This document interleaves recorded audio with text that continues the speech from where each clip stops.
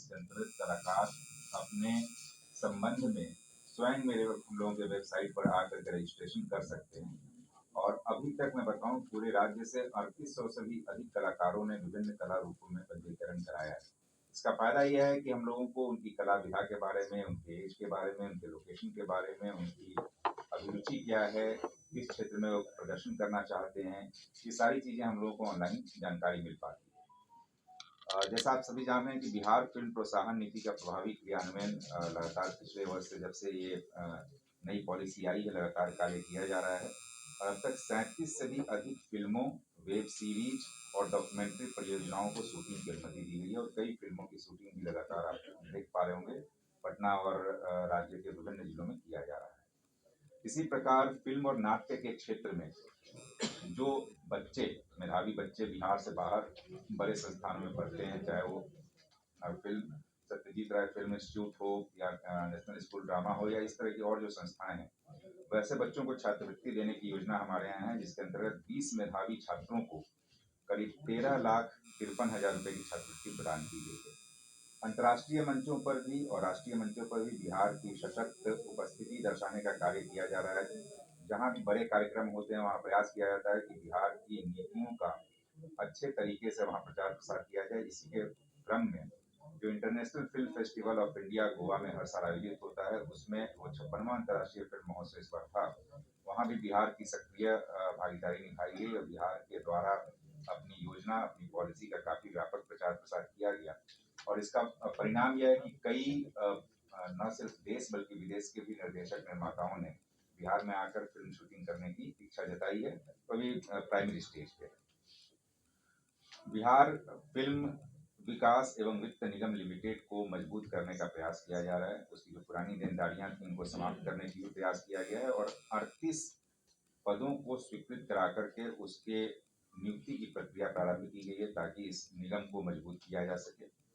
साथ ही साथ बिहार फिल्म एवं ड्रामा संस्थान की स्थापना करने की सैद्धांतिक स्वीकृति प्राप्त की गई है। अब आगे इस संस्थान की स्थापना हेतु मेमोरेंडम ऑफ एसोसिएशन, नियमावली एवं विनियमों का प्रारूप तैयार किया जा रहा है। तो आने वाले दिनों में हम लोग प्रयास करेंगे कि इस संस्थान की स्थापना मूर्त रूप में सही तरीके से हो सके।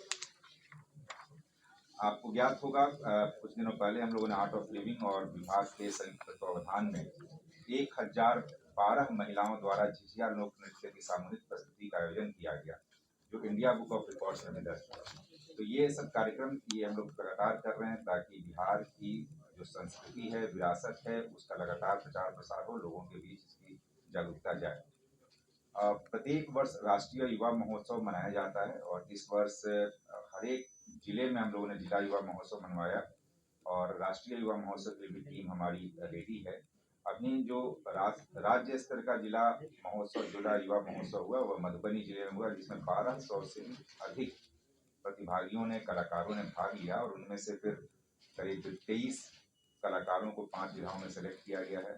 इसी प्रकार 10 ट्रैक युवा अन्य जो कार्यक्रम है माई भारत पोर्टल के द्वारा, उसमें ऐसे competition, leadership assessment round, quiz, इन सब कार्यक्रमों में भी करीब 45 लोगों को, युवाओं को चयनित किया गया। ये सभी युवा जाकर के पार्टिसिपेट करेंगे नई दिल्ली में, जो 12 जनवरी को होता है। आपको जानकारी होगी कि बुद्ध सम्यक दर्शन संग्रहालय सह स्मृति स्तूप लगभग 550 करोड़ की लागत से इसका निर्माण कराया गया और इसको आम दर्शकों और पर्यटकों के लिए चालू कर दिया गया है। और यह भी बताते हुए काफी हर्ष हो रहा है कि लगभग 8 से 10 हजार लोग प्रतिदिन वर्तमान में वहां जा रहे हैं, जबकि इसको आरंभ हुए मात्र 2 महीने हुए हैं। तो हम लोगों ने इसकी वेबसाइट लॉन्च की है और यह भी प्रयास कर रहे हैं कि वहाँ अन्य सुविधाएं भी दी जाएं, जैसे विपश्यना, वहाँ पर ध्यान केंद्र भी है, लाइब्रेरी भी है और बाकी तमाम तरह की चीज़ें जिनको लगातार डेवलप करने का प्रयास किया जा रहा है। बिहार फिल्म विकास एवं वित्त निगम लिमिटेड की जो मैंने बात बताई, उसके भी वेबसाइट को काफ़ी नया और नूतन कलेवर प्रदान किया गया, जिसको मोस्ट प्रोबेबली कल हम लोग लॉन्च करेंगे। और इसके माध्यम से भी हम लोग प्रयास कर रहे हैं कि फिल्म शूटिंग से संबंधित जितनी भी सुविधाएं और जानकारियां निर्माता निर्देशकों को घर बैठे बैठे मिल सके, वो सभी इस वेबसाइट पर हम लोग पोस्ट करेंगे।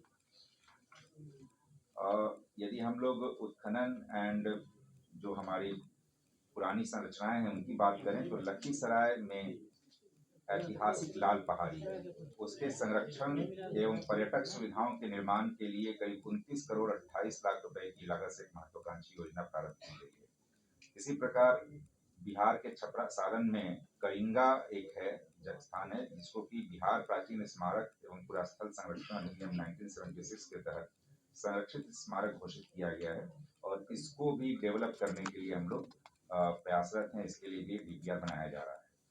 इसी प्रकार दरभंगा में अहिल्या स्थान के संरक्षण और सौंदर्यीकरण करने हेतु योजना का निर्माण किया गया है और प्रशासनिक स्वीकृति भी प्रदान की गई है।